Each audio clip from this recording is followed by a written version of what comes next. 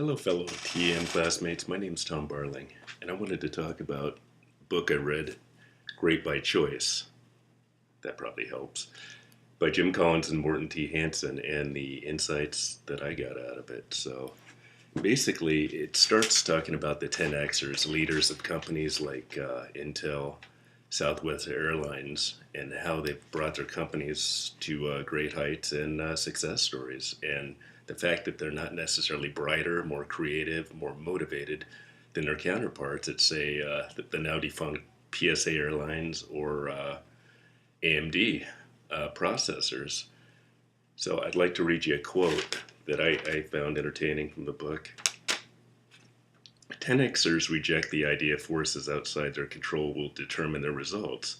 They accept full responsibility for their own fate. Basically saying that they're more prepared and they're ready for the good and bad times. Now, the book already also had a passage in that portion of the book about two teams of explorers trying to be the first to reach the South Pole. One of them was led by Roald Amundsen, and the other was Ralph by Robert Falcon Scott. Both were experienced adventurers, but the book did talk about how Amundsen basically spent time with the Eskimos and learned how that they lived. He learned how to drive a dog sled team.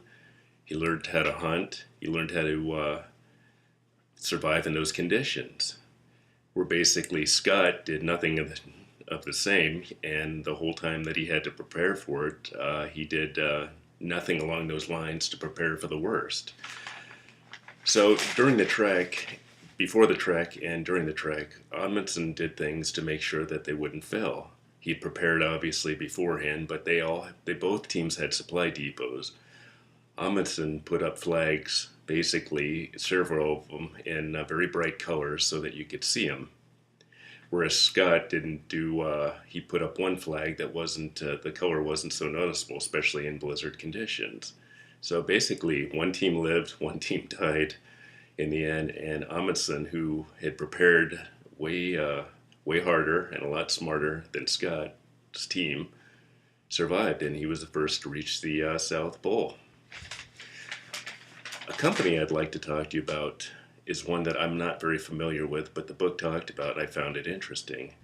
Progressive Insurance. Progressive started out as basically a mom and pop company that insured to high-risk drivers, and that's what they did for many years. They had a very slow growth rate on purpose. I think they did not want to grow more than 5% of the year per year to basically keep themselves out of trouble and avoid risk. Well, one year, let me see here,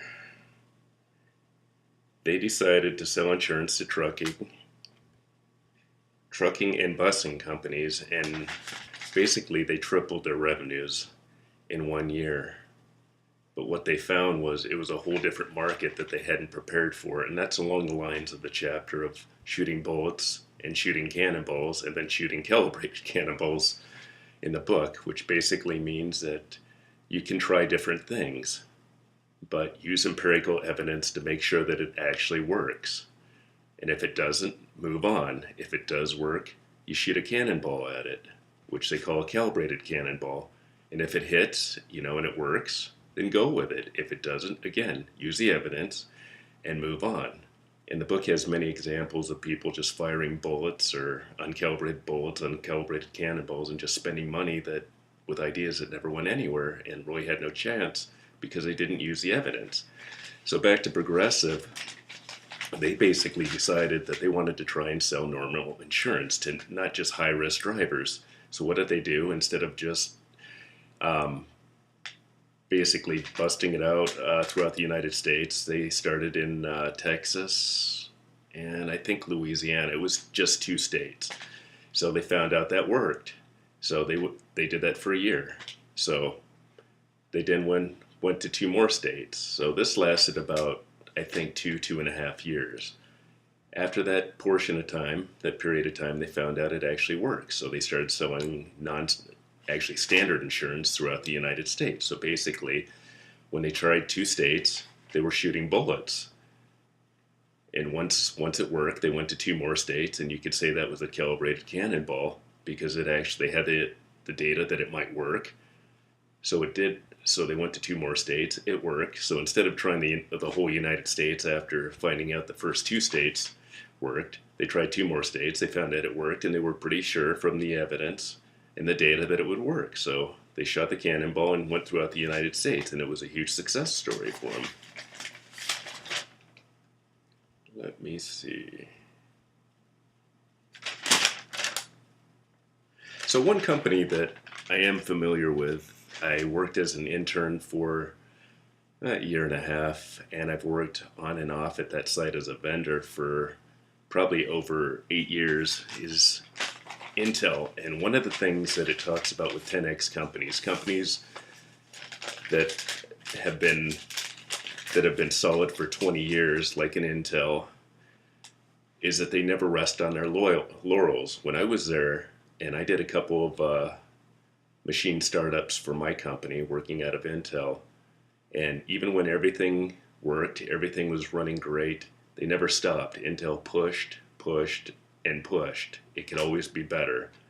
It could less defects, less failures. We can do this quicker. And it never stopped there. And another interesting I found at Intel was, even though when I originally started at Intel for my company, I thought we were working on the latest and greatest. No, they were actually, especially in Oregon, which is their main R&D plants, they were already 2 generations ahead, sometimes 3.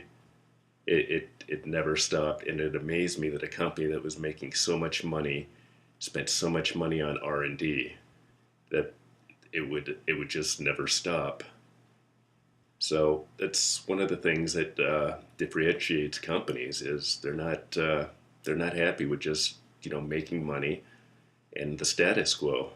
They keep going, and that's what I saw with the Mountain Man Brewing Company. I think they were at a status quo where I think their paradigm had to change with a light beer, and if it didn't, I think they were going to start slowly losing market, and they were going to fail. But the book definitely had a lot of interesting concepts in there, and I recommend anybody that is interested should read it.